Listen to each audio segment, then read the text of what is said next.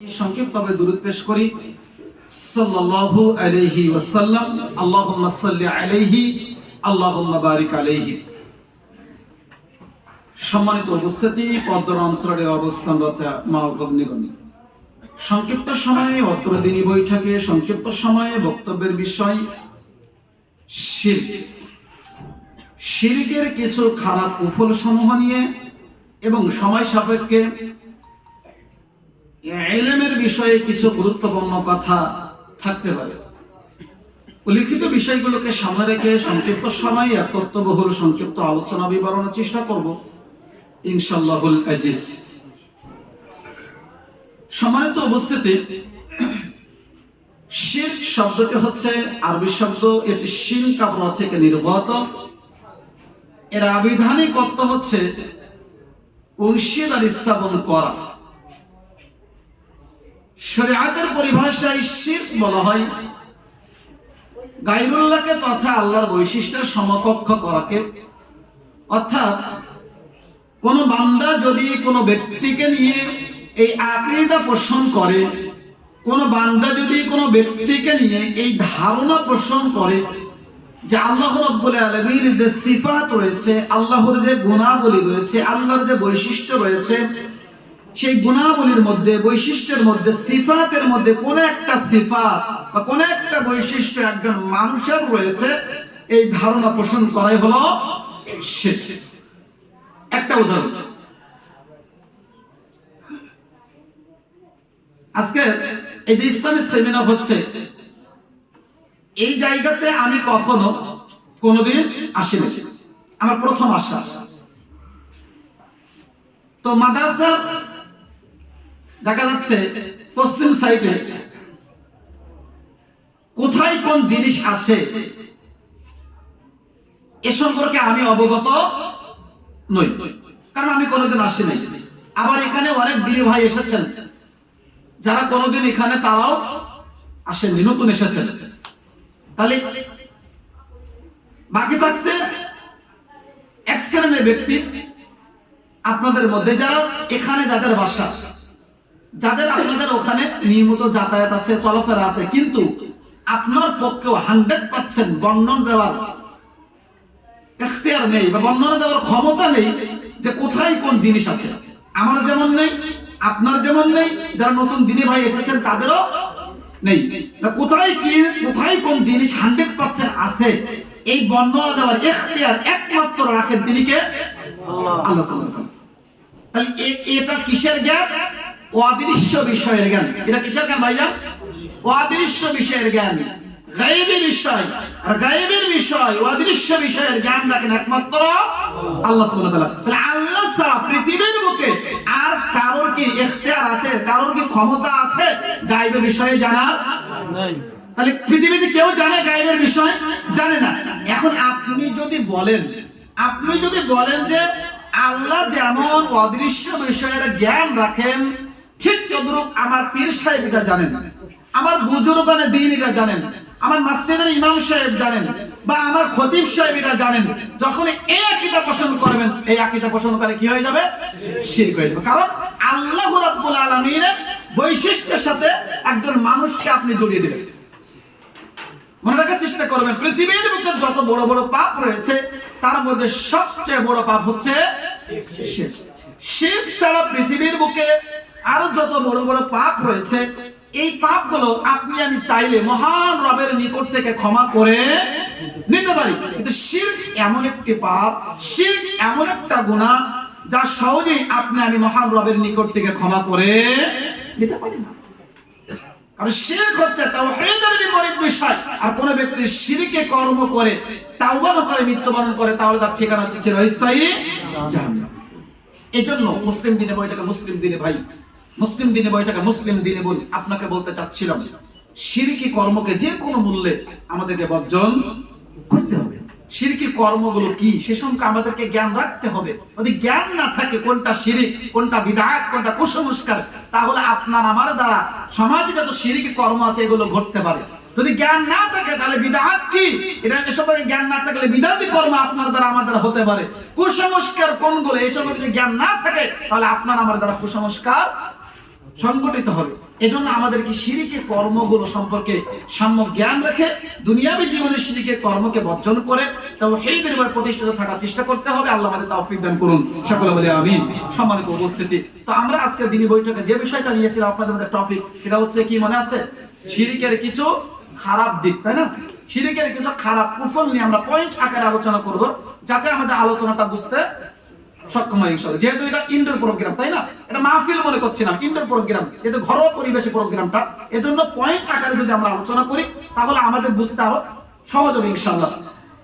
তো আমরা ভূমিকা না নিয়ে আমরা মূল আলোচনার বিষয় দিকে আমরা চলে যেতে চাচ্ছি।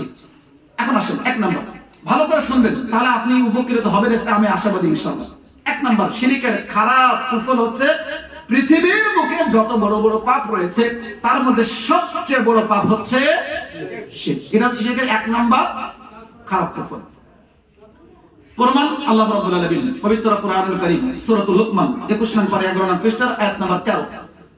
লুকমান হাকিম তার সন্তানকে ছোট বয়সে তার নয়নের পুত্রী কলিজার টুকরা আদরের সন্তানকে তাওহীদের দাওয়াত দিচ্ছিলেন, আল্লাহর একত্ববাদের দাওয়াত দিচ্ছিলেন, যে দাওয়াত আল্লাহ পছন্দ করলেন। এবং সেই তাওহীদের দাওয়াত যেন পরিবারের একজন পিতা, পরিবারের যে প্রধান, সেজন্য তার সন্তানকে ছোট বয়সে তাওহীদের শিক্ষা, আল্লাহর একত্ববাদের শিক্ষা যেন দিতে পারে, সেজন্য আল্লাহ রাব্বুল আলামিন কুরআনুল কারীমে সেই উপদেশটাকে কুরআনুল কারীমে আয়াত হিসেবে নাযিল করে দিলেন। সুবহানাল্লাহ। তাহলে ছোট বয়সেই আমার সন্তানকে, আপনার সন্তানকে তাওহীদের শিক্ষা দিতে হবে, আল্লাহর একত্ববাদের দাওয়াত দিতে হবে। শিরক করলে পরকালে ক্ষতিকর দিক কি আপনার সন্তানকে ছোট বয়সে অবগত করবেন। বিদআত করলে পরকালে পরিণাম কি অবগত করবে। আব্বু কখনো বিদআত করবে না, আম্মু কখনো বিদআত করবে না। বিদআত করলে আল্লাহ নবী বলছেন, মান আহদাতা ফি আমরিনা হাযা মা লাইসা ফীহি ফাহুয়া রাদ্দুন, যে ব্যক্তি আমার দ্বীনের মধ্যে এমন কোন আমল করবে যে আমি মুহাম্মদ সাল্লাল্লাহু আলাইহি ওয়াসাল্লাম দেইনি, তাহলে সেটা ফাহুয়া রাদ, বাতিল বলে গণ্য হবে। আল্লাহ বলছেন না যে কুল্লু বিদআতিন দালালা ওয়া কুল্লু দালালাতিন ফিন্নার, প্রত্যেক বিদআতই হচ্ছে ভ্রষ্টতা, আর প্রত্যেক বিদআতের পরিণাম কি ভাইজান? জাহান্নাম।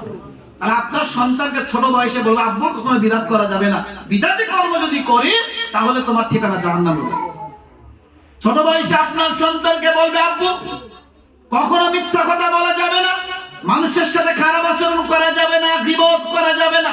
আব্বু আল্লাহ বলেছে সূরা হুমাজার 1 নম্বর আয়াতে, ওয়াইলুল লিকুল্লি হুমাযাতিল লুমাযা, যারা মানুষের সামনে পিছনে নিন্দা করে, গীবত করে, তাদের জন্য ধ্বংস সুনিশ্চিত।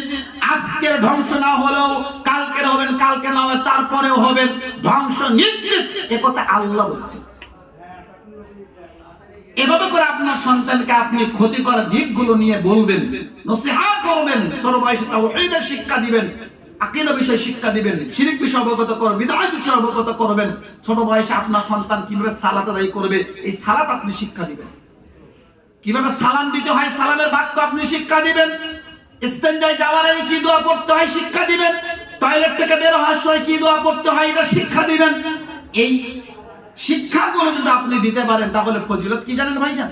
ফজিলত দেখেন, আপনার সন্তানকে যদি আপনি সূরাতুল ফাতিহা শিক্ষা দেন, আপনার সন্তানকে যদি আপনি সূরাতুল ফাতিহা শিক্ষা দেন, তাহলে আপনার ওই ছেলেটা, আপনার ওই মেয়েটা যতদিন পর্যন্ত সালাতের মধ্যে, সালাতের বাহিরে সূরাতুল ফাতিহা তিলাওয়াত করে নেকি অর্জন করবে, তার নেকির একটা সমপরিমাণ অংশ পিতা হিসেবে, মা হিসেবে আপনার আমলনামা লিপিবদ্ধ করে দেবেন। কেন? কারণ আপনি পিতা, আপনি মাতা, আপনি আপনার সন্তানকে সূরা ফাতিহা শিক্ষা দিয়েছেন। আপনার সন্তানকে যদি সালাম শিক্ষা দেন, সালাম দিয়ে আপনার সন্তান যত নেকি অর্জন করছে তার নেকির একটা অংশ পিতা হিসেবে, মা হিসেবে আপনার আমলনামা লিপিবদ্ধ করে দেবেন, কারণ আপনার সন্তানকে আপনি সালাম শিক্ষা দিয়েছেন। তাহলে এরকম প্রত্যেকটা ইবাদত সন্তানকে আপনি শিক্ষা দিবেন। যদিও এই নেকিগুলো আমাদের মসজিদের ইমাম সাহেব, খতিব সাহেব নিয়ে নেয়। কিভাবে? আমাদের বাচ্চাদেরকে আমরা সকালবেলা মক্তবে পাঠিয়ে দেই, বাচ্চা যখন মক্তবে যায় ওই মসজিদের খতিব, মসজিদের ইমাম, তিনি আপনার বাচ্চাকে তাওহীদের শিক্ষা দিচ্ছে, আপনার বাচ্চাকে সে আল্লাহর একত্ববাদের দাওয়াত দিচ্ছে, সালাত শিখাচ্ছে, সালাম শিখাচ্ছে, নামাজ শিখাচ্ছে। যে নাকি আপনার পাওয়ার কথা ছিল সেই নেকিগুলো ইমাম সাহেব পেয়ে যাচ্ছে। এই দিকে থেকে আমরা পিতা হিসেবে মা হিসেবে বঞ্চিত হচ্ছি না, বঞ্চিত হচ্ছি। এজন্য আমরা আমাদের সন্তানকে যেন ছোট বয়স থেকেই এই তাওহীদের শিক্ষা, আল্লাহর একাত্মবাদের শিক্ষাগুলো দিতে পারে। আল্লাহ আমাদের তাওফিক দান করুন, আমিন। তো আল্লাহ তাআলা লুকমান হাকিম তার সন্তানকে যে তাওহীদের শিক্ষা দিচ্ছিলেন ছোট বয়সেই, সেই কথাটাই আল্লাহ বলছিলেন যে লুকমান হাকিম তার সন্তানকে বলছিলেন, ওয়াইদ ক্বালা রাব্বুকা, বলছিলেন ইয়া বুনাইয়া, হে আমার নয়নের পুত্রের কলিজার টুকরা আদরের সন্তান, শোনো, লা তুশরিকি বিল্লাহ, খবরদার তুমি আল্লাহর সাথে অংশীদার স্থাপন করবে না, আল্লাহর সাথে শিরক করবে না। ইন্নাশ শিরকা লাযুলমুন আযীম, নিশ্চয় শিরক হচ্ছে সবচেয়ে বড় জুলুম, নিশ্চয় শিরক হচ্ছে সবচেয়ে বড় পাপ। দেখুন আল্লাহ রাব্বুল আলামিন পবিত্র কুরআনুল কারীম সূরাতুন নিসা 5 নম্বর পৃষ্ঠার আয়াত নম্বর 48 আল্লাহ বলছেন, ওয়া মান ইউশরিক বিল্লাহ, নিশ্চয় যে ব্যক্তি মহান রব আমার সাথে শিরক স্থাপন করবে, ফাকাদ ইফতারা ইসমান আযীমা, সে জঘন্যতম পাপ কাজ করবে। জোরে বলে নাউযুবিল্লাহ। তাহলে এই আয়াতে আল্লাহ তাআলা শিরকি কর্ম যদি করি, তাহলে এই কর্মটাকে জঘন্য পাপ কাজ করা বলে আল্লাহ উল্লেখ করেছেন। আর তার আগে এতে কি বললাম, যে শিরক যদি কোনো ব্যক্তি করে, এই পাপকে আল্লাহ তাআলা সবচেয়ে বড় পাপ বলে উল্লেখ করেছেন।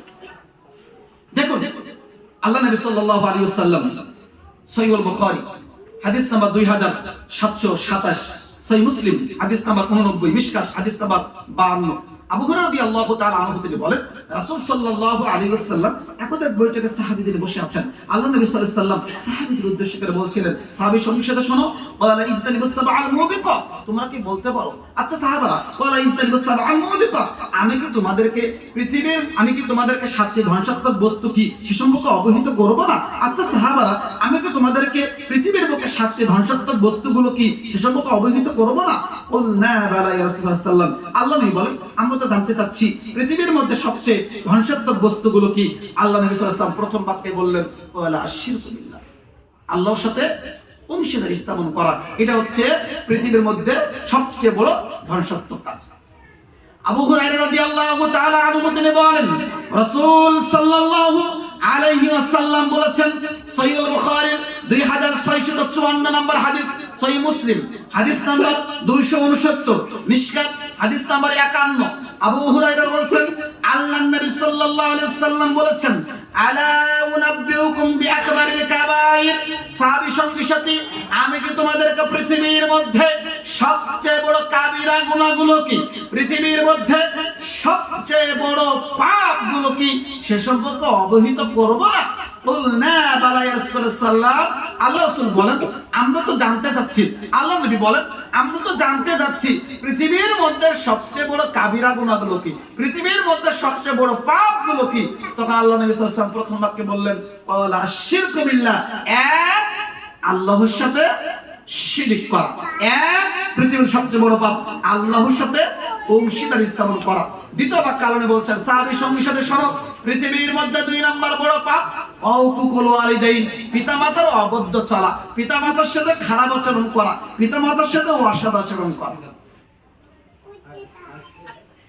মুসলিম দিনী বৈঠকে মুসলিম দিনী ভাই আপনাকে বলতে যাচ্ছিলাম, যুবক ভাই যারা রয়েছে তাদেরকে বলতে চাচ্ছিলাম, পিতামাতার সাথে কখনো খারাপ আচরণ করা যাবে না, পিতামাতার সাথে কখনো অসৎ আচরণ করা যাবে না। পিতামাতার সাথে সর্বদা নরম ভাষায়, মাতৃত্ব ভাষায়, শালীন ভাষায় আপনাকে আমাকে কথা বলতে হবে। তাদের জন্য আপনার যে অন্তরের যে মায়া মমতা ভালোবাসা রয়েছে এগুলো নত করে দিতে হবে, বিছিয়ে দিতে হবে। কারণ আল্লাহ নবী সাল্লাল্লাহু আলাইহি ওয়াসাল্লাম স্পষ্টভাবে বলেছেন যে পিতামাতার সন্তুষ্টতে আল্লাহ সন্তুষ্ট হন, আর পিতামাতার অসন্তুষ্টতে আল্লাহ তাআলা অসন্তুষ্ট। আপনার কোন ব্যবহারে, আপনার কোন আচরণে পিতামাতা যদি কষ্ট পায়, আপনার পরকাল হারিয়ে যাবে। আপনি সালাত আদায় করছেন, সিয়াম পালন করছেন, দান সাদাকা করছেন, কোরআন তেলাওয়াত করছেন, জিকির আজকার করছেন, প্রত্যেকটি সব আমল আল্লাহ রাব্বুল আলামিন বাতিল করে দেবেন যদি আপনি পিতামাতার সাথে খারাপ আচরণ করেন, পিতামাতার সাথে যদি আপনি অসৎ আচরণ করেন। মনে রাখার চেষ্টা করবেন, মনে রাখার চেষ্টা করবেন। আল্লাহ রাব্বুল আলামিন পবিত্র কুরআনুল কারীমে যেখানেই তিনি তার সদাচরণের কথা বলেছেন, ইহসানের কথা বলেছেন, পাশাপাশি আল্লাহ রাব্বুল আলামিন পিতামাতার সাথে সদাচরণ, পিতামাতার সাথে ভালো আচরণ করার নির্দেশ দিলেন। আল্লাহ রাব্বুল আলামিন কুরআনুল কারীমের সূরাতুল বানী ইসরাঈল 15 নং পারা 3 নং পৃষ্ঠার 23 এবং 24 নম্বর আয়াত আল্লাহ বলছেন, ওয়াকাদা রাব্বুকা আল্লা তা'বুদু ইল্লা ইয়্যাহু, তোমার প্রতিপালক হুকুম জারি করেছেন, তোমার মহান রব নির্দেশ প্রদান করেছেন, আল্লাহ তা'বুদু ইল্লা ইয়াহু, একমাত্র তুমি আল্লাহর ইবাদত করবে, আল্লাহ ব্যতীত অন্য কারো ইবাদত করবে না, আল্লাহ ব্যতীত অন্য কারো উপাসনা করবে না। তাহলে একজন মুসলিম একমাত্র ইবাদত করবে কার? আল্লাহ। সিজদা দেবে কার? আল্লাহ। বিপদে আপদে সর্বত্র সাহায্য চাইবে কার কাছে? আল্লাহর কাছে। তাহলে একজন মুমিন সর্বদা ইবাদত করবে আল্লাহ সুবহানাহু ওয়া তাআলার। এরপর আল্লাহ বলছেন আল্লাহর হকের পরে দেখেন ওয়াবিল ওয়ালিদাইনি ইহসানা, তুমি তোমার পিতামাতার সাথে সদাচরণ করো, তুমি তোমার পিতামাতার সাথে ভালো আচরণ করো। এখন আল্লাহ তাআলা যে বললেন পিতামাতার সাথে সদাচরণ করতে হবে, পিতামাতার সাথে আপনি আমি সদাচরণ কোন প্রেক্ষিতে করব, কোন সময় বিশেষ করে করব, সে কথা আল্লাহ বলে দিলেন পরবর্তী অংশে, ইম্মা ইয়াবলুগান্না ইনদাকাল কিবারা আহাদুহুমা আও কিলাহুমা ফালা তাকুল লাহুমা উফফিন। আল্লাহ বলছেন পৃথিবীর মানুষ শুনে রাখো, তোমার পিতামাতার দুইজনের একজন, তোমার পিতামাতার দুইজনের একজন অথবা উভয়ে যদি বার্ধক্য উপনীত হয়, বয়স যদি বেশি হয়ে যায়, যদি বৃদ্ধা হয়ে যায়, তখন তুমি তোমার পিতামাতার সাথে সদাচরণ করো। যখন পিতামাতা বৃদ্ধা হয়ে যায় তখন দেখবেন পিতামাতারা কিন্তু শিশুসুলভ আচরণ করতে থাকে। তারা কি ব্যবহার করছে এটা কিন্তু তারা বুঝতে সক্ষম হয় না। দেখা যাচ্ছে আপনার সন্তানের সাথে আপনার বৃদ্ধ পিতামাতা খারাপ আচরণ করতে পারে, আপনার স্ত্রীর সাথে খারাপ আচরণ করতে পারে, আপনার সাথেও খারাপ আচরণ করতে পারে, কিন্তু দেখা যাচ্ছে আপনার সাথে খারাপ আচরণ করছে আপনি কিছু মনে করলেন না, কিন্তু আপনার সন্তানের সাথে যখনই খারাপ আচরণ করে ফেলেছে, আপনার স্ত্রীর সাথে যখন সে খারাপ আচরণ করে ফেলেছে, তখনই দেখা যাচ্ছে পিতামাতার সাথে তখন আপনি বলছেন ধমক দিয়ে ধাড়ি দিয়ে আপনি তখন কথা বলছেন। ধমক দিয়ে ঝাড়ি দিয়ে আমরা পিতামাতার সাথে কথা বললে মনে রাখার চেষ্টা করতে হবে, এই যে ধমক দিয়ে ঝাড়ি দিয়ে পিতামাতার সাথে কথা বলার পরকালে হারিয়ে গেছে। একথাই আল্লাহ বলছেন যে পিতামাতা যখন বৃদ্ধা হবে তখন তুমি তোমার পিতামাতার সাথে সদাচরণ করো, তখন তুমি তোমার পিতামাতার সাথে ভালো আচরণ করো। মুসলিম দিনে বইটাকে মুসলিম দিনে ভাই আপনাকে বলতে চাচ্ছিলাম, তাহলে পৃথিবীর মধ্যে সবচেয়ে বড় 2 নম্বর পাপ আমরা কি বললাম? পিতামাতার অবদ্ধ চলা। এই জন্য পিতামাতার সাথে কখনো খারাপ আচরণ করবেন না, পিতামাতার সাথে সর্বদা ভালো আচরণ করার চেষ্টা করবেন। 3 পৃথিবীর মধ্যে 3 নম্বর বড় পাপ আল্লাহ বলছেন অশাহাদাতে জুর, মিথ্যা সাক্ষ্য প্রদান করা। পৃথিবীর মধ্যে 3 নম্বর বড় পাপ অশাহাদাতে জুর, মিথ্যা সাক্ষ্য প্রদান করা। কখনো টাকার মাধ্যমে আপনি সত্যকে মিথ্যা, মিথ্যাকে সত্যে আপনি পরিণত করতে পারেন না। একজন মুসলিম কখনো মিথ্যা সাক্ষী দিতে পারে না, একজন মুসলিম করে সন্তান কখনো মিথ্যা কথা বলতে পারে না। আজকে বর্তমান প্রেক্ষাপটে দিন টাকার মাধ্যমে সত্যকে মিথ্যা, সত্যকে মিথ্যা, মিথ্যাকে সত্যে পরিণত করা হচ্ছে না।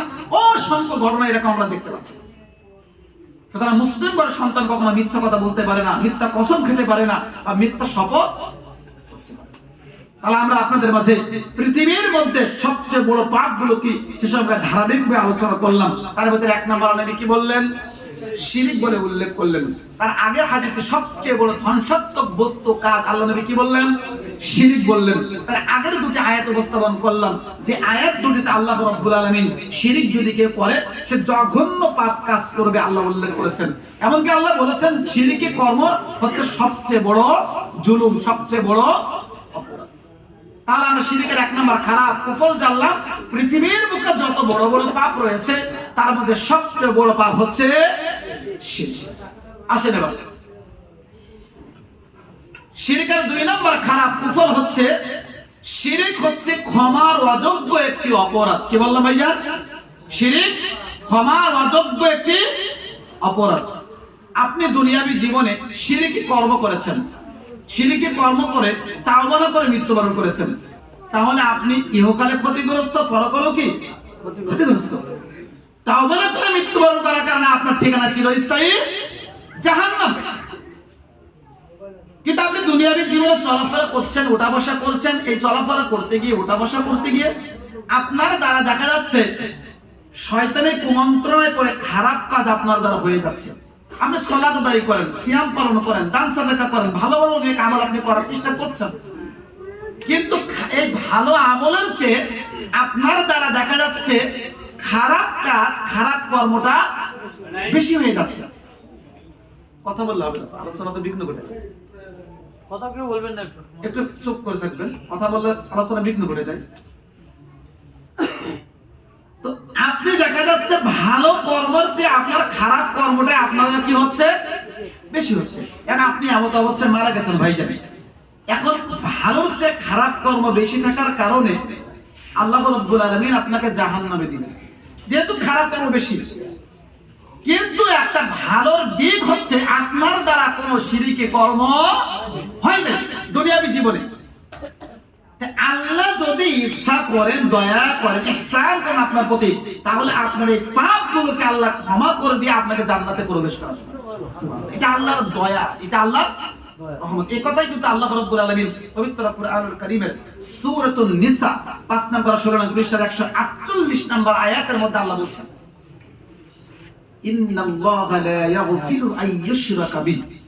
পৃথিবীর মানুষ শুনে রাখো, ইন্নাল্লাহা লা ইয়াগফিরু আন ইউশরাকা বিহি, নিশ্চয়ই যে ব্যক্তি আল্লাহর সাথে শিরক করে আমি আল্লাহ রাব্বুল আলামিন তাদেরকে ক্ষমা করব না। ওয়া ইয়াগফিরু মা দুনা যালিকা লিমান ইয়াশা, এছাড়া যাকে ইচ্ছা আমি আল্লাহ রাব্বুল আলামিন ক্ষমা করে দেব। সুবহানাল্লাহ, এটা আল্লাহর দয়া। দেখেন, শিরকি পাপ যদি না থাকে, অন্য পাপ আপনার দ্বারা হয়ে গেছে, আল্লাহ ইচ্ছা করলে, আল্লাহ দয়া করে, আল্লাহ রাব্বুল আলামিন আপনার এই পাপগুলো কি করে দিতে পারেন, ক্ষমা করে দিতে পারেন। এই কথাই আল্লাহ নবী সাল্লাল্লাহু আলাইহি ওয়াসাল্লাম 3540 নম্বর হাদিস তিরমিজি গ্রন্থের ভিতরে বলছেন, হাদিসে কুদসি আল্লাহ রাব্বুল আলামিন বললেন, পৃথিবীর মানুষ শুনে রাখো, তুমি যখনই আমাকে ডাকবে, পৃথিবীর আদম সন্তান যখনই তুমি আমাকে ডাকবে, আমার নিকটে ক্ষমা পাওয়ার আশা রাখবে, তখনই আমি আল্লাহ রাব্বুল আলামিন তোমার ডাকে সাড়া দিব, আমি কোনো পরোয়া করি না। সুবহানাল্লাহ, বাক্য কত দামি দেখেন। আল্লাহ বলছেন তুমি যখনই আমাকে ডাকবে, আমাকে স্মরণ করবে, আমার নিকটে ক্ষমা পাওয়ার আশা রাখবে, আমি আল্লাহ তোমার ডাকে সাড়া দিব, তোমাকে আমি ক্ষমা করে দেব। দ্বিতীয় বাক্য আল্লাহ তাআলা বলছেন, আদম সন্তান পাপ করতে করতে তোমার পাপ যদি আসমান পর্যন্ত পৌঁছে যায়, আদম সন্তান পাপ করতে করতে তোমার পাপ যদি আসমান পর্যন্ত পৌঁছে যায়, এবং তুমি যদি আমার নিকটে ক্ষমা পাওয়ার আশা রাখো, আমার নিকটে ক্ষমা প্রার্থনা করো, তাহলে আমি মহান রব তোমাকে ক্ষমা করে দেব। সুবহানাল্লাহ। তৃতীয় বাক্যে আল্লাহ নবী সাল্লাল্লাহু আলাইহি সাল্লাম বলছেন যে আল্লাহ রাব্বুল আলামিন বলেন, হে আদম সন্তান শোনো, তোমার পাপ করতে করতে, হে আদম সন্তান পাপ করতে করতে তোমার পাপ এই পৃথিবী ভর্তি হয়ে গিয়েছে, পাপ করতে করতে এই পৃথিবী ভর্তি, জমিন ভর্তি পাপ তোমার হয়ে গিয়েছে। এই পৃথিবী ভর্তি পাপ নিয়ে তুমি যদি মহান রব আল্লাহ রাব্বুল আলামিনের সামনে শিরকে কর্ম না করে দণ্ডায়মান হও, তাহলে আল্লাহ রাব্বুল আলামিন বলছেন আমি মহান রব ঠিক তদ্রূপ এই পৃথিবী ভর্তি ক্ষমা নিয়ে আমি আল্লাহ তোমার সামনে উপস্থিত হব, আমি আল্লাহ পৃথিবী ভর্তি ক্ষমা নিয়ে তোমার সামনে দণ্ডায়মান হব, অর্থাৎ আমি আল্লাহ তোমাকে ক্ষমা করে দেব। কত বড় দামি বাক্য আপনি চিন্তা করেছেন? পৃথিবীটা কত বড়, পৃথিবীটা কত বড়, এই পৃথিবী ভর্তি পাপ আপনার হয়ে গিয়েছে। এই পৃথিবী ভর্তি পাপ হওয়ার পরে আপনি আল্লাহর সামনে দণ্ডায়মান হয়েছেন ক্ষমা পাওয়ার আশা নিয়ে, কিন্তু ভালোর দিক আল্লাহ বলছেন কি, শিরকি কর্ম করা যাবে না। শিরকি কোনো কাজ না করে যদি আপনি দণ্ডায়মান হন, তাহলে আল্লাহ বলছেন এই শিরকি ভর্তি, এই পৃথিবী ভর্তি পাপ নিয়ে যেমন আমার সামনে শিরকি কর্ম না করে দণ্ডায়মান হয়েছ, আমি আল্লাহ পৃথিবী ভর্তি ক্ষমা নিয়ে তোমার সামনে উপস্থিত হলাম, আল্লাহ আমি আল্লাহ তোমাকে ক্ষমা করে দিলাম। তাহলে বোঝা যাচ্ছে শিরিক যদি করা হয় তাহলে আল্লাহর মর্যাদাকে নষ্ট করা হয়, শিরিক করলে আল্লাহকে হেয় প্রতিপন্ন করা হয়। এজন্য মুসলিম ঘরের সন্তান কখনো শিরিকের সাথে আপোষ করতে পারে না, শিরিকের সাথে কখনো প্রকারের আপোষ করা যাবে না। সুতরাং আসুন আমরা শিরিকি কর্মকে বর্জন করার চেষ্টা করি। আল্লাহ আমাদের তৌফিক দান করুন, সকলে বলি আমিন। সম্মানিত উপস্থিতি, এবার আসেন শিরিকের 3 নম্বর খারাপ কুফল, খারাপ দিক আমরা জানবো। সেটা হচ্ছে শিরিককারীর উপরে আল্লাহ রাব্বুল আলামিন জান্নাতকে হারাম করে দেন এবং জাহান্নামকে অবধারিত করেন। প্রমাণ কুরআনুল কারীম সূরাতুল মাঈদা 6 নং পারা 19 নং পৃষ্ঠার 72 নম্বর আল্লাহ বলছেন, ইন্নাহু মান ইশরিক বিল্লাহ, পৃথিবীর মানুষ নিশ্চয়ই যে ব্যক্তি আমি মহান রব আমার সাথে শিরক কর্ম করবে, ফাকাদ ইফতারা ইসমান আযীমা, আল্লাহ বলছেন ফাকাদ হারামাল্লাহু আলাইহিল জান্নাহ, আমি আল্লাহ তার উপরে জান্নাতকে হারাম করে দিব, ওমা ওয়াহুন নার, আমি আল্লাহ তার উপরে জাহান্নামকে অবধারিত করে দেব, ওমা আলিল যালিমিনা মিন আনসার, এবং এই সকল জালিমদের বিচারে কাঠগড়া কিয়ামতের দিন কোনো সাহায্যকারী থাকবে না। তাহলে এই আয়াতে বোঝা যাচ্ছে তিনটা বিষয় সম্পর্কে আমরা অবগত হয়েছি। কয়টা ভাইজান? তিনটা বিষয়। এক নম্বর, যারা শিরকি কর্ম করবে তাদের উপর আল্লাহ কি করেছেন? জান্নাতকে হারাম করে দিয়েছেন। দুই, যারা শিরকি কর্ম করবে তাদের উপর আল্লাহ জাহান্নামকে হারাম করে দিয়েছেন, অবধারিত করে দিয়েছেন। তিন, যারা শিরকি কর্ম করবে তাদেরকে আল্লাহ তাআলা অত্যাচারী বলে উল্লেখ করেছেন এবং কিয়ামতের মাঠে তাদের কোনো সাহায্যকারী থাকবে না বলে অত্র আয়াত আল্লাহ তাআলা উল্লেখ করেছেন।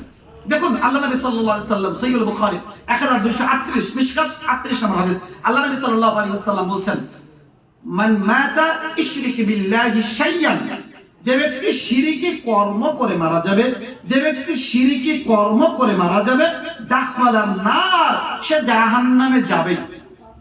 ওয়া মান মাতা লা ইশরিক বিল্লাহি শাইয়ান, আর যে ব্যক্তি দুনিয়াবী জীবনে শিরকি কর্ম না করে মারা যাবে, দাখালাল জান্নাহ, সেই ব্যক্তি জান্নাতে চলে যাবে। সুবহানাল্লাহ।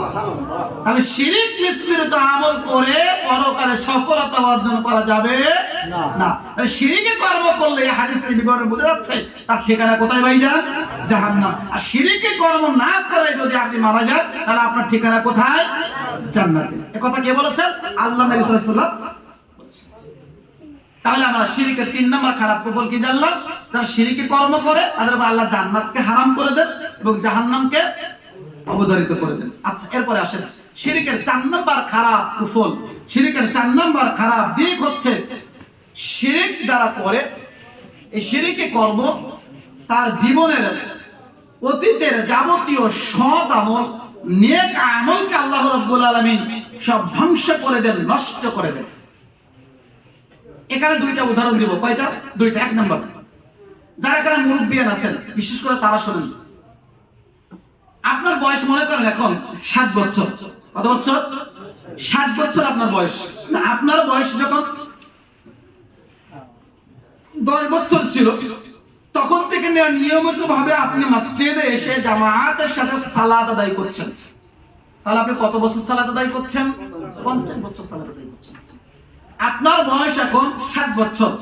যখন আপনার বয়স 20 বছর ছিল তখন থেকে নিয়ে রমাদান মাসের প্রতি বছর রমাদান মাসে 1 মাস সিয়াম আপনি নিয়মিত হয়ে পালন করে আসছেন। তাহলে কত বছর সিয়াম পালন করছেন? 40 বছর সিয়াম পালন করছেন। এখন বয়স মনে করেন আপনার 50 বছর। আপনার বয়স যখন 30 বছর ছিল তখন থেকে নিয়ে নিয়মিত ভাবে আপনি ঘুম থেকে জাগ্রত হয়ে মহান রবের সন্তুষ্টির জন্য, সান্নিধ্য লাভের জন্য রাত 2টা 3টার দিকে উঠে উত্তম ওযু করে আপনি বেশি বেশি করে তাহাজ্জুদের সালাত আপনি আদায় করেছেন। তাহলে আপনি কত বছর যাবত তাহাজ্জুদের সালাত আদায় করলেন? 20 বছর যাবত তাহাজ্জুদের সালাত আদায় করছেন। আল্লাহ তাআলা আপনার অর্থ সম্পদ দিয়েছেন, টাকা পয়সা দিয়েছেন। প্রতি রমাদান মাসে বা অন্য যে কোনো সময়ে নিসাব পরিমাণ সম্পদ হিসাব করে যতটুকু যাকাত আসে সেই টাকাগুলো আপনি যাকাত বের করে দিচ্ছেন। আপনি টাকা পয়সা রয়েছে, প্রতি বছর আপনি হজ করছেন। টাকা পয়সা রয়েছে, সমাজে দুস্থ গরিব অসহায় ব্যক্তিদেরকে সাহায্য সহযোগিতা করছেন, কোরআন তেলাওয়াত করছেন, জিকির আজকার করছেন, ভালো ভালো সৎ আমল, নেক আমল আপনি করছেন। তাহলে আপনি সালাত আদায় করলেন, সিয়াম পালন করলেন, কোরআন তেলাওয়াত করলেন, জিকির আজকার করলেন, ভালো ভালো সৎ আমল করে আপনি কি অসংখ্য নেকি অর্জন করলেন না ভাইজান? অসংখ্য নেকি অর্জন করলেন।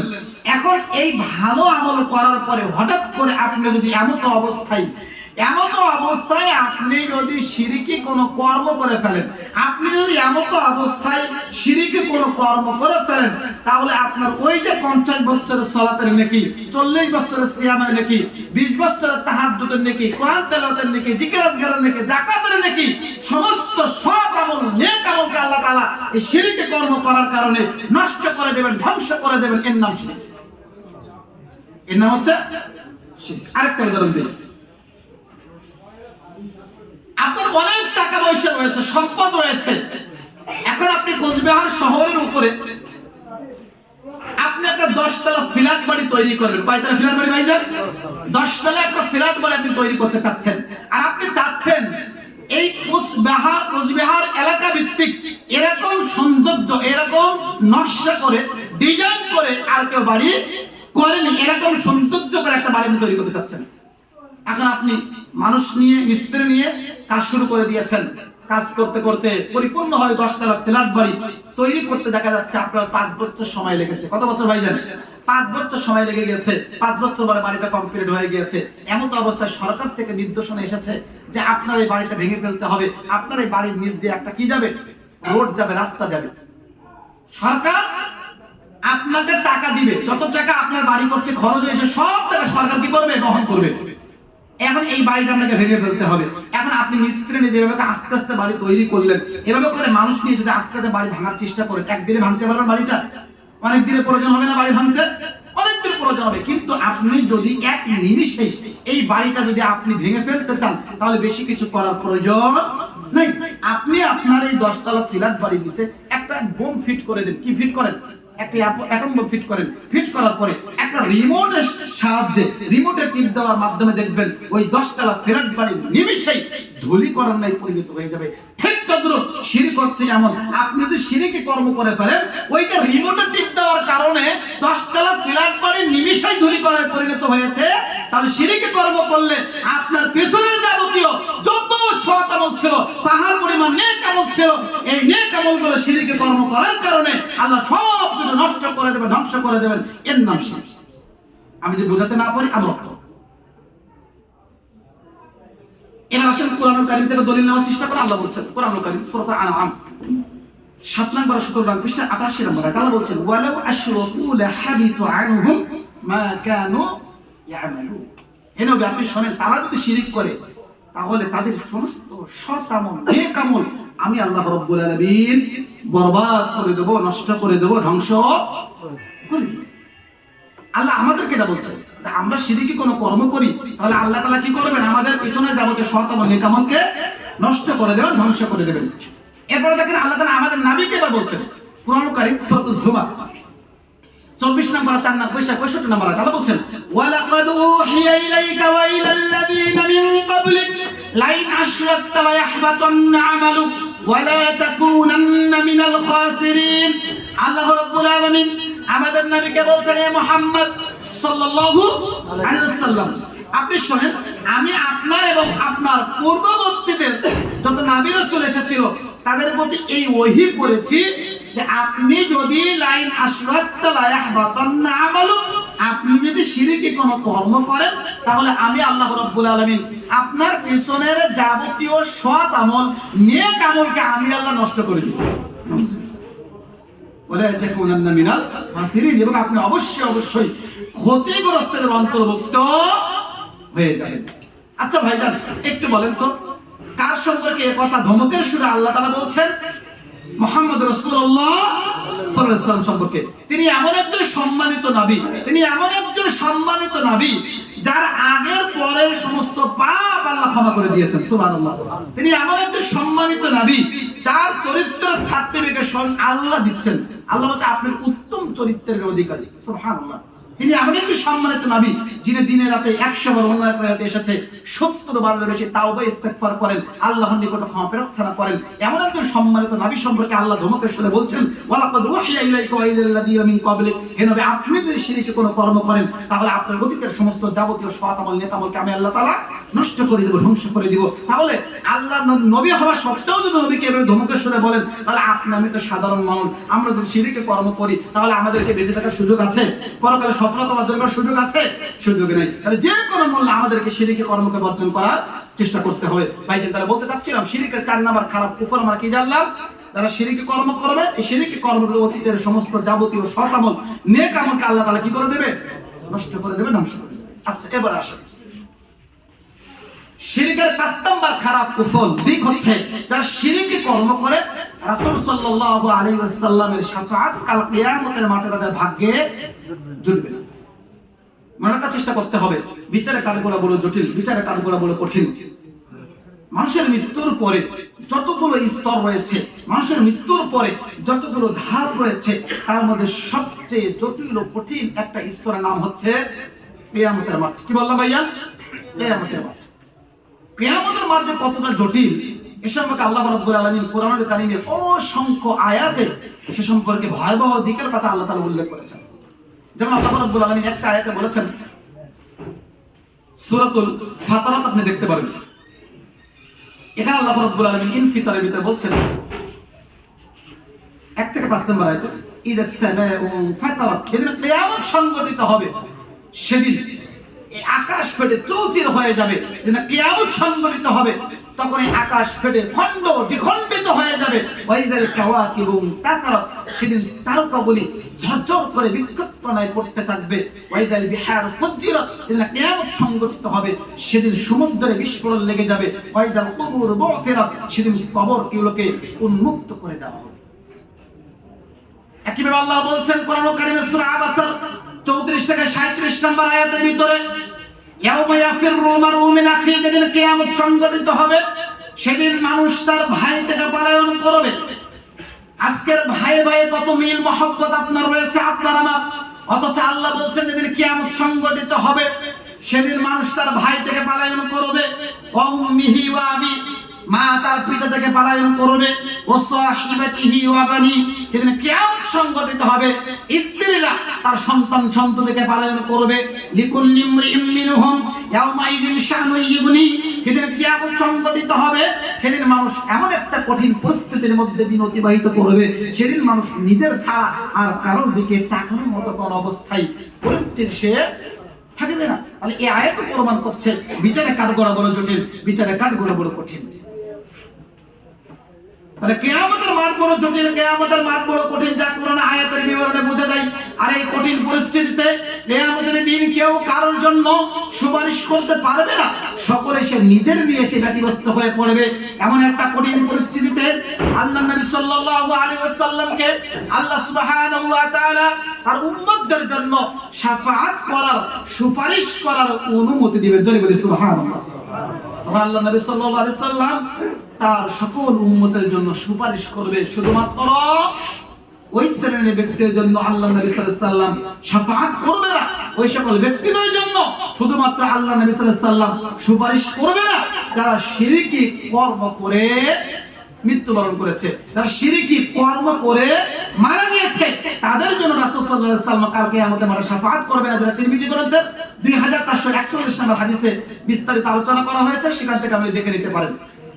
তাহলে এখান থেকে বিবরণে বোঝা যাচ্ছে যে শুধুমাত্র যারা শিরক মুক্ত জীবন যাপন করতে পারবে, তাওহীদের প্রতিষ্ঠিত থাকতে পারবে, শুধুমাত্র তারাই কি রাসূল সাল্লাল্লাহু আলাইহি ওয়াসাল্লামের শাফাআত লাভের ব্যাপারে আপনি কিভাবে সৌভাগ্য অর্জন করতে পারবে ইনশাআল্লাহ। সম্মানিত উপস্থিতি, আচ্ছা আমরা ইব্রাহিম আলাইহিস সালাতু ওয়াস সালামের নাম শুনেছি না?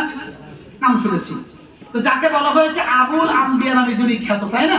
তো ইব্রাহিম আলাইহিস সালাতু ওয়াস সালাম বিচারে কাঠগড়ায় কিয়ামতের দিন তিনি তার পিতার জন্য মহান রবের নিকটে শাফাআত করবেন, সুপারিশ করবেন। কিন্তু আল্লাহ রাব্বুল আলামিন ইব্রাহিম আলাইহিস সালাতু ওয়াস সালামের সুপারিশ কবুল করবেন না। কেন করবেন না? কারণ ইব্রাহিম আলাইহিস সালাতু ওয়াস সালামের পিতা মুশরিক অবস্থায় মৃত্যুবরণ করেছেন। তাহলে একজন নবী হওয়া সত্ত্বেও তিনি তার পিতার জন্য মহান রবের নিকটে শাফাআত করেছেন, সুপারিশ করছেন, কিন্তু আল্লাহ রাব্বুল আলামিন তার শাফাআত কবুল করছেন না, কারণ তার পিতা মুশরিক অবস্থায় মৃত্যুবরণ করেছেন। এজন্য সহিহ মুসলিম হাদিস নাম্বার 203, আল্লাহ নবী সাল্লাল্লাহু আলাইহি ওয়াসাল্লামের কাছে এক ব্যক্তি আসলেন। এক ব্যক্তি এসে আল্লাহ নবী সাল্লাল্লাহু আলাইহি ওয়াসাল্লামকে বলছেন যে আল্লাহ নবী, আল্লাহ রাসূল সাল্লাল্লাহু আলাইহি ওয়াসাল্লাম, আমার পিতা জান্নাতে না জাহান্নামী? আল্লাহ নবী একটু বলেন তো, আমার পিতা জান্নাতে না জাহান্নামী? তা আল্লাহ নবী সাল্লাল্লাহু আলাইহি ওয়াসাল্লাম ওহী ছাড়া কোনো কথা বলতেন না। ওহীর মাধ্যমে যখন জিবরিল আলাইহিস মাধ্যমে আল্লাহ রাব্বুল আলামিন জানিয়ে দিলেন, হে মুহাম্মদ আপনি তাকে বলে দিন, ওই ছেলেকে বলে দিন, ওই যুবককে বলে দিন তার পিতা হচ্ছে জাহান্নামী। তো যখন আল্লাহ নবী সাল্লাল্লাহু আলাইহি ওয়াসাল্লাম বললেন তোমার পিতা হলো জাহান্নামী, তো মুখটা তার খারাপ হয়ে গেছে, অন্ধকার হয়ে গেছে, চোখ দিয়ে পানি ঝরতে লাগলো। আপনার আমার পিতা যদি জাহান্নামী হয়, কথা শুনে আমাদেরকে খারাপ লাগবে না ভাইজান? অবশ্যই খারাপ লাগবে। যখন সে শুনেছে তার পিতা জাহান্নামী, অস্ত্র ঝরতে লাগলো, চোখ দিয়ে পানি পড়তে লাগলো, তার মুখটা অন্ধকার হয়ে গেল, কাঁদতে কাঁদতে চলে যাচ্ছেন। কিছু দূর চলে যাওয়ার পরে আল্লাহ নবী সাল্লাল্লাহু আলাইহি ওয়াসাল্লাম তাকে ডাক দিয়ে বলেন, হে অমুক তুমি শোনো। তিনি চলে আসলেন। চলে আসার পরে আল্লাহ নবী সাল্লাল্লাহু আলাইহি ওয়াসাল্লাম তাকে বলছেন, শোনো, তোমার পিতা জাহান্নামী, আমার পিতাও জাহান্নামী। তোমার পিতাও যেমন জাহান্নামী, আমার পিতাও জাহান্নামী। কথা কে বলছেন? মুহাম্মদ সাল্লাল্লাহু আলাইহি ওয়াসাল্লাম বলছেন। যদি এই কথাটাকে আজকের বাংলাদেশ বলেন, ভারত বলেন, কিছু সুফিবাদী আছে, কিছু মাযহাবী ভাইরা আছে, কিছু ভ্রান্ত আলেম ওলামা আছে, এটাকে তারা মানতে নারাজ, মানতে চান না। তাদের দাবি কি? প্রথম অংশে এটা তারা মানছে যে আল্লাহ নবী সাল্লাল্লাহু আলাইহি ওয়াসাল্লাম পিতা প্রথমত মুশরিক অবস্থায় মৃত্যুবরণ করেছেন, এটা তারা মানছে। এরপরে জঘন্য আকীদা দেখেন এখানে যে বলছে যে আল্লাহ নবী সাল্লাল্লাহু আলাইহি ওয়াসাল্লাম পিতা যখন মৃত্যুবরণ করেছে, কবরে দেওয়া হলো, মাটি দেওয়া হলো, আল্লাহ নবী সাল্লাল্লাহু আলাইহি ওয়াসাল্লাম কবরের মধ্যে হাত ঢুকিয়ে দিয়েছে, নাউজুবিল্লাহ। হাত ঢুকিয়ে দিয়ে নবী সাল্লাল্লাহু আলাইহি ওয়াসাল্লামের হাতে তার পিতামাতা ঈমান এনেছেন, মুমিন হয়েছেন, ইসলাম ধর্ম গ্রহণ করেছেন। কথা বুঝছেন? এরা এক শ্রেণীর ভ্রান্ত তথাকথিত নামধারী মুক্তির এটা প্রচার করছে। অথচ আমরা এই হাদিসের আগে কি বুঝলাম? সহিহ মুসলিম 203 নম্বর হাদিস, জানাজার মধ্যে আপনি হাদিসটা পাবেন, দেখেন বিস্তারিত, সেখানে আলোচনা রয়েছে, ডিটেইলস আলোচনা। আমাদের মূল কথা রাসূলের পিতা জান্নাতে না জাহান্নামে এটা নয়। আমরা শুধু হাদিসে এখানে উল্লেখ এসে এতটুকু বলতে চাচ্ছিলাম যে আল্লাহর নবী এত সম্মানিত হওয়া সত্ত্বেও কিয়ামতের দিন তিনি তার পিতার জন্য শাফাআত করতে পারবে না। কারণ কি? তার পিতা মুশরিক অবস্থায় কি করেছে? মৃত্যুবরণ করেছে। কোরআন কারীম সূরা তাওবা 113 নম্বর আয়াতের বাড়িতে গিয়ে দেখেন তরজমা। আল্লাহ বলছে কোন মুমিনের, কোন নবী রাসূল উচিত নয় মুশরিকদের জন্য দোয়া করা। তাহলে এখান থেকে বোঝা যাচ্ছে যে দুনিয়াবী জীবনে যারা শিরক মুক্ত জীবন যাপন করে মৃত্যুবরণ করতে পারবে, দুনিয়াবী জীবনে যারা তাওহীদের উপরে প্রতিষ্ঠিত থেকে মৃত্যুবরণ করতে পারবে, তারাই শুধুমাত্র কিয়ামতের দিন রাসূল সাল্লাল্লাহু আলাইহি সাল্লামের শাফাআত লাভের ব্যাপারে সৌভাগ্য অর্জন করতে পারবে ইনশাআল্লাহ। এই কথাটা আল্লাহ বলেছেন, তাই না? সহিহ বুখারী হাদিস নাম্বার 99 আপনি দেখেন। আবু হুরায়রা রাদিয়াল্লাহু তাআলা আনহু তিনি বলেন, রাসূল সাল্লাল্লাহু আলাইহি সাল্লামের কাছে আমরা প্রশ্ন করলাম, মান আসআদুন নাস বিশাফাআতিকা ইয়াউমাল কিয়ামা, ইয়া আল্লাহর নবী আল্লাহ রাসূল সাল্লাল্লাহু আলাইহি ওয়াসাল্লাম, বিচারের কাঠগড়াতে কিয়ামতের দিন আপনার শাফাআত লাভের ব্যাপারে সবচেয়ে সৌভাগ্যবান ব্যক্তি কারা হবে? আল্লাহ নবী একটু বলেন তো। আল্লাহ নবী সাল্লাল্লাহু আলাইহি সাল্লাম তখন বলছিলেন, আসআদুন নাস বিশাফাআতিকা ইয়াউমাল কিয়ামা, কিয়ামত দিবসে আমার শাফাআত লাভের ব্যাপারে, কিয়ামত দিবসে আমার শাফাআত লাভের ব্যাপারে সবচেয়ে সৌভাগ্যবান ব্যক্তি অর্জন করবে ওই শ্রেণীর ব্যক্তিরাই মান ক্বালা লা ইলাহা ইল্লাল্লাহ খালিসাম মিন কলবি আও নাফসি, যে ব্যক্তি অন্তরে একনিষ্ঠ চিত্তে, যে ব্যক্তি অন্তরে একনিষ্ঠ চিত্তে এ মর্মে সাক্ষ্য প্রদান করবে, লা ইলাহা ইল্লাল্লাহ, আল্লাহ ছাড়া সত্য প্রকৃত হক কোন ইলাহ নেই। আজকের ইন্ডিয়ার বুকে মাহবুদের কিন্তু অভাব নেই, কথা বলছেন না? মাহবুদের কিন্তু অভাব নেই, ইলাহের কিন্তু অভাব নেই, কিন্তু প্রকৃত ইলাহ, প্রকৃত মাহবুদ একজন, তিনি কে? আল্লাহ সাল্লাল্লাহু আল্লাহ ছাড়া সত্য প্রকৃত কোনো হক মাহবুদ নেই। আর আপনি যদি বলেন লা ইলাহা ইল্লাল্লাহ, আল্লাহ ছাড়া মাহবুদ নেই, তাহলে কিন্তু সঠিক ব্যাখ্যা হলো না। সঠিক ব্যাখ্যা করতে বলবে লা ইলাহা ইল্লাল্লাহ, আল্লাহ ছাড়া সত্য প্রকৃত কোনো হক মাহবুদ নেই, হক ইলাহ নেই।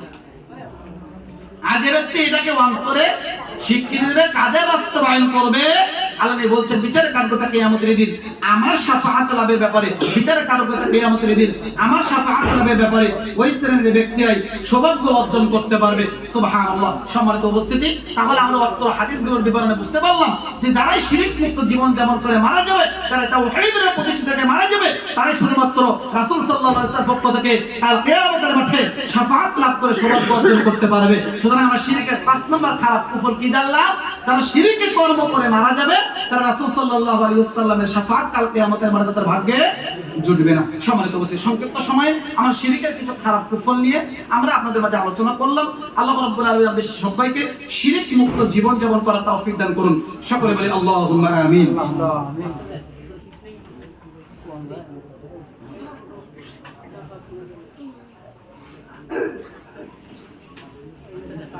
সম্মানিত উপস্থিতি, আসসালামু আলাইকুম ওয়া রাহমাতুল্লাহ।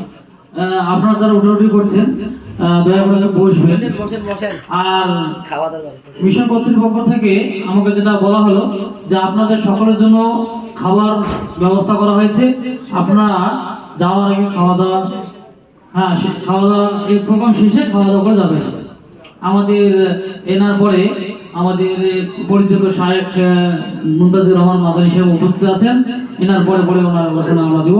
তার আগেই যে বক্তব্য প্রতিযোগিতা হয়েছিল সেটার ফলাফল ঘোষণা করে তাদেরকে পুরস্কৃত করে আমরা মাদানী সাহেবের আলোচনায় দিয়ে দেবো ইনশাআল্লাহ। সম্মানিত উপস্থিতি, তো আমরা শিরকের আলোচনা এতটুকুই আমরা রাখতে চাচ্ছি, সময় যেহেতু স্বল্পতা, আমরা আলোচনাগুলোকে একটা গুটিয়ে নিয়ে আসতে চাচ্ছি। আমরা আলোচনার প্রথম অংশে বলতে চাচ্ছিলাম যে আমরা শিরকের বিষয়ে কিছু কথা বলবো এবং শেষের দিকে আমরা হয়তোবা সমাজ সাপেক্ষে ইলমের গুরুত্ব বা মাদ্রাসার শিক্ষার গুরুত্ব নিয়ে কিছু কথা বলবো। শেষের মধ্যে দুই একটি কথা বলে আমরা আলোচনা শেষ করে দিচ্ছি ইনশাআল্লাহুল আজিজ। সম্মানিত উপস্থিতি, এখন আসেন ইলমের গুরুত্ব নিয়ে কিছু কথা আপনাদেরকে বলবো। ইলম এর বিষয়ে আগে জ্ঞান অর্জন করতে হবে আমলের পূর্বে। কিসের পূর্বে ভাইজান? আমলের পূর্বে। মনে করেন আল্লাহকে সন্তুষ্ট করার জন্য আল্লাহকে অনেক নেক আমল আমাদের দিয়েছেন না? অনেক সৎ আমল কিন্তু আল্লাহ দিয়েছেন আল্লাহকে সন্তুষ্ট করার জন্য। তো এই সৎ আমলগুলো করার পূর্বে, এই নেক আমলগুলো করতে চাচ্ছেন, এই নেক আমলগুলো করার পূর্বে ওই নেক আমল সম্পর্কে আপনাকে আগে ইলম অর্জন করতে হবে। যেমন সালাত আদায় করা একটা ইবাদত, দামি ইবাদত, আল্লাহকে ডাকা সবচেয়ে বড় মাধ্যম। তাহলে সালাত আপনি আদায় করতে চাচ্ছেন, সালাত আদায় করার পূর্বে আপনাকে আগে সালাতের বিষয় কি করতে হবে? ইলম অর্জন করতে হবে, জ্ঞান অর্জন করতে হবে। আপনি সিয়াম পালন করবেন, সিয়াম পালন করার আগে আপনাকে সিয়াম সম্পর্কে ইলম অর্জন করতে হবে যে সিয়াম ভঙ্গের কারণগুলো কি। যদি না জানেন তাহলে আপনি সিয়াম রাখছেন, সিয়াম ভঙ্গের কারণগুলো সিয়ামত অবস্থায় ঘটে গেলে আমরা সিয়ামে কি হয়? ভঙ্গ হয়ে যাবে।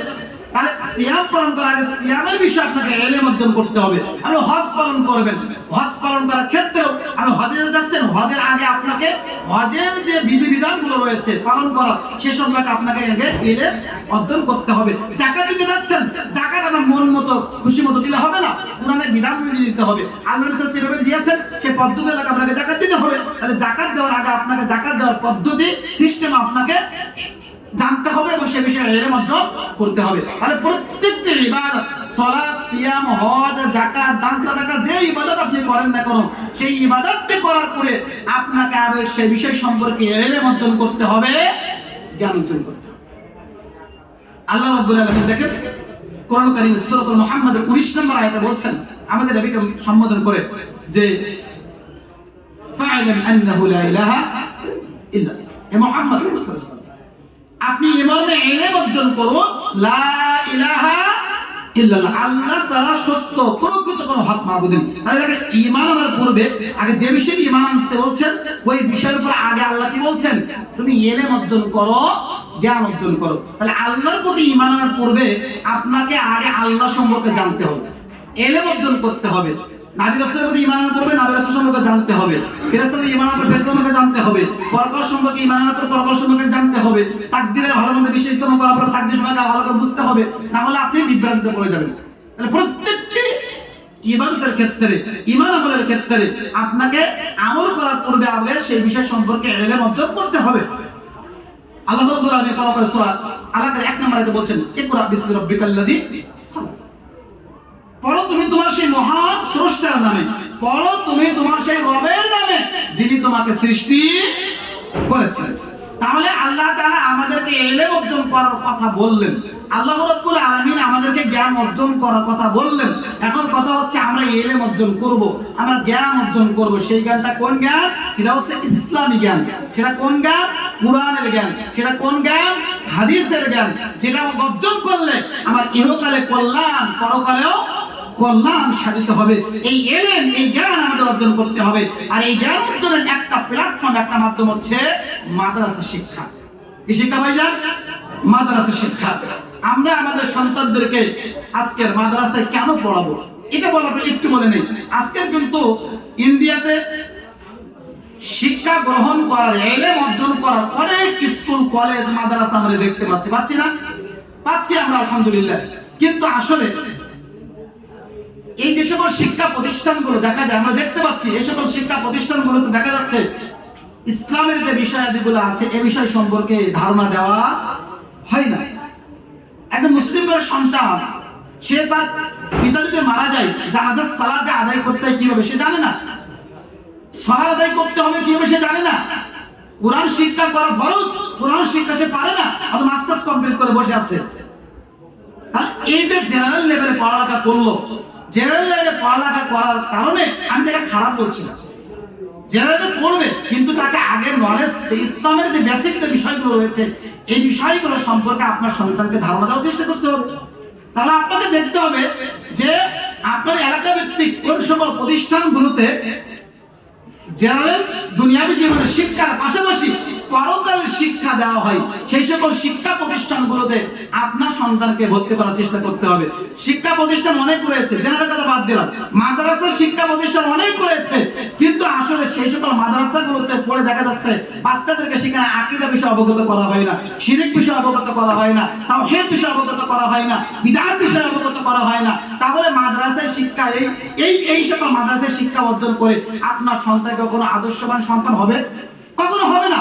তাহলে আদর্শবান সন্তান গ্রহণ করতে হলে আপনাকে আবার খুঁজে বের করতে হবে, শুধু মাদ্রাসা দিলে হবে না। যে সকল শিক্ষা প্রতিষ্ঠানগুলো, যে সকল মাদ্রাসাগুলোতে আকীদা বিষয়ে শিক্ষা দেওয়া হচ্ছে, মানে হাদিস বিষয়ে শিক্ষা দেওয়া হচ্ছে, সেই সকল প্রতিষ্ঠানগুলো খুঁজে আপনাকে শিক্ষা দিতে হবে। এমন একটা প্রতিষ্ঠান হচ্ছে আজকের এই যে প্রতিষ্ঠানটা দেখতে পাচ্ছি আমরা, আলোর পথ মিশন একাডেমি ও তাহফিজুল কোরআন প্রতিষ্ঠান। আলহামদুলিল্লাহ, এখানে আপনার সন্তানকে যদি দেন তাহলে সেখানে আকীদা বিষয়ে শিখবে, তাওহীদ বিষয়ে শিখবে, শিরক সম্পর্কে অবগত হবে, বিদআত সম্পর্কে অবগত হবে।